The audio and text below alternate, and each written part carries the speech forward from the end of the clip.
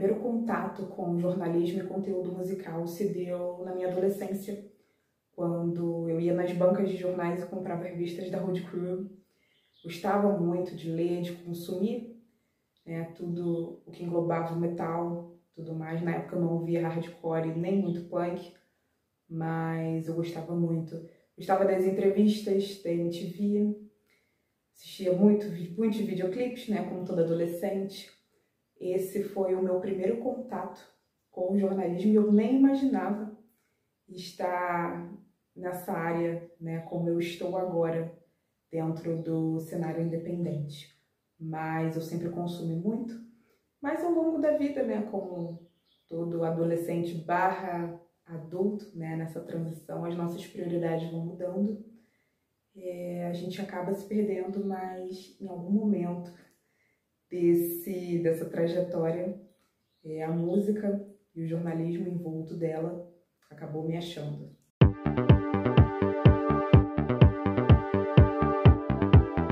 A área do jornalismo musical nunca esteve nos meus planos de carreira, mas eu sempre tive um contato muito forte com a música, seja lendo em jornais, em revistas, pela internet, consumindo nas redes sociais também. Isso me deu uma força muito grande, principalmente como uma mulher preta LGBTQIAPN+. Para falar sobre isso, sentir essa falta de pessoas, né, falando sobre música independente, sobre metal, sobre hardcore, sobre punk e músicas underground, né, músicas independentes. Então, me urgiu essa necessidade em mim de começar a entrevistar bandas que precisavam ver a luz. Eu senti essa necessidade de pessoas assim como eu, tá ali na frente, tá ali na linha de frente falando, né, sobre o que se gosta, sobre o que a gente gosta de fazer.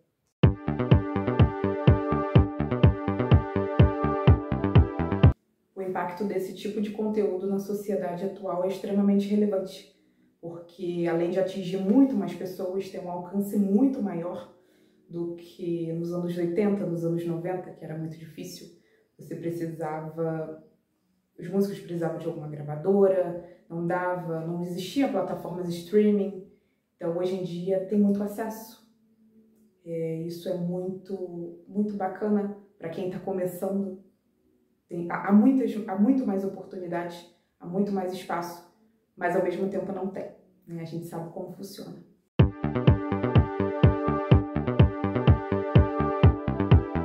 Eu não acredito que o jornalismo musical tenha sofrido um declínio ao longo dos tempos.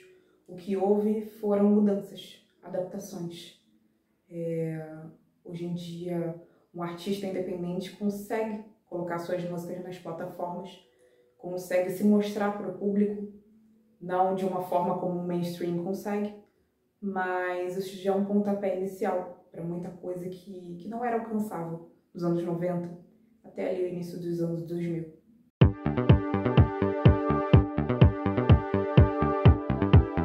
As mídias físicas e as mídias digitais, elas estão sofrendo um choque de cultura, né? Estão ali uma complementando a outra de uma forma mais otimizada. Nós temos discos, né, LPs, CDs, revistas, né, que estão sendo substituíveis agora pelas plataformas de streaming. As entrevistas estão sendo substituídas por vídeos de 15 segundos, isso não é saudável, né? Parem para ver as entrevistas dos artistas que vocês gostem. Mas eu acredito que isso pode ser complementar. O novo pode se adaptar um pouco àquela moda, àquela forma antiga de proliferar uma notícia e aquela forma noventista, oitentista de proliferar uma notícia, ela pode se adaptar aos tempos modernos, sim, eu acredito muito nisso. Eu tenho visto isso acontecer muito.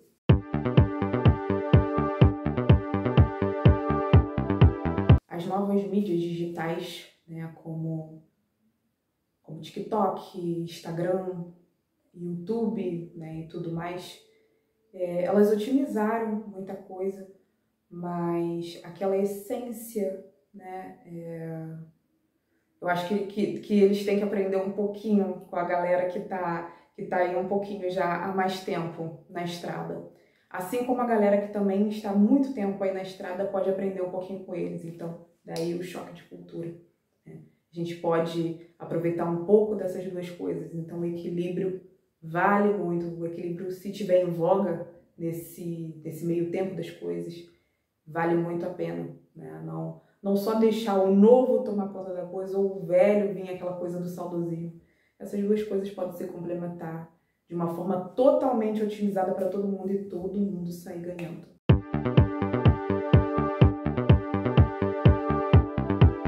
Ouço podcasts também, acho de extrema relevância. Rádio, eu ainda sou adepta ao rádio, eu gosto bastante de escutar. De plataformas streaming, eu escuto bastante Spotify, porque ali eu estou escutando alguma música, de algum álbum, eu gosto de escutar o álbum todo do artista, e assim que termina, ele já, às vezes termina alguma música, ou eles já vão me sugerindo outro artista, ele dá para conhecer muita coisa do independente, do underground, até do mainstream também, de outros países e tudo mais.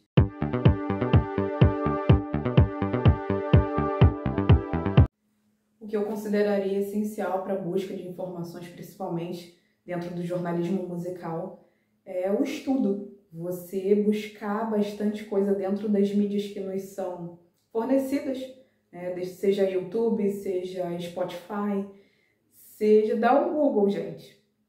O estudo é essencial para você saber mais sobre a sonoridade, sobre as técnicas, sobre métodos de composição, critérios de composição. Estudo, para você fazer uma boa pauta, para você aprender a ser um pouco mais diligente, mais ser cuidadoso e mais humano com o seu próprio conteúdo, ou se você for entrevistar algum músico ou alguém desse nicho.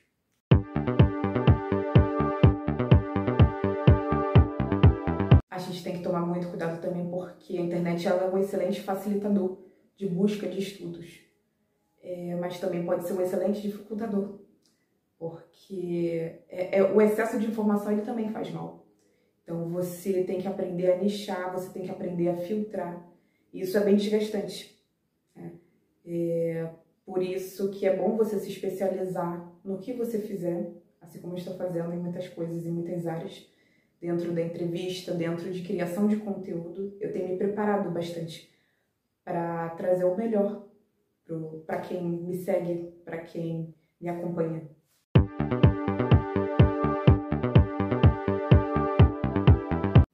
Na minha opinião, a internet tem sido uma grande aliada da resistência dentro do jornalismo musical, dentro da música independente, principalmente em bandas e grupos e projetos que precisam vir à luz. Muitas coisas não seriam conhecidas, reconhecidas, se não fosse pela internet. Muitos projetos não seriam reconhecidos se eu não apresentasse para um grande número de pessoas que se identificaram com essa proposta. Então, a internet sim é um grande facilitador, mas nós, como mídia independente, como quem está apresentando algo a um grande número ou um número seleto de pessoas, a gente tem que saber fazer isso com muito cuidado, porque a gente pode, às vezes, chegar para vocês, a gente pode fazer chegar até vocês algum projeto que não seja idôneo, que não seja responsável, ou que não saiba tratar o fã de forma humanizada, assim como eles gostariam de ser humanizados.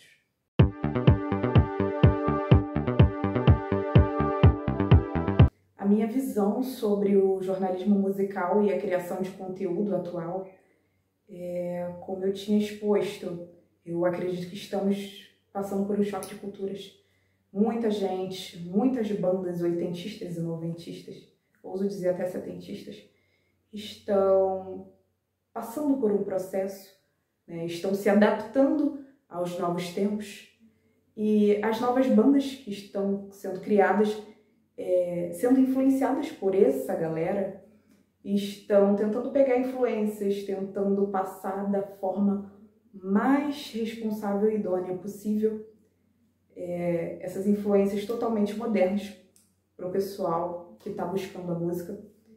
E eu acredito que esse choque de cultura seja benéfico. Acho que daqui a uns 5, 10, 15, 20 anos nós vamos ver bons resultados, né, em novos formatos de entrevistas. Hoje em dia temos a live, temos o que eu faço, né, hoje em dia, temos entrevistas no meio de shows, que eu também acho admiráveis, temos vários vídeos, reels, que a galera faz em outros aplicativos. Então, há muitas maneiras de se trabalhar, tem espaço para todo mundo, mas eu acredito que venha muita coisa boa aí ao longo dos anos, mas também não vão vir coisas muito legais, então cabe a cada um de nós pegar o que é viável ou não, né? Trabalhar com essa essência responsável e diligente para a gente trazer um bom jornalismo musical aí para vocês.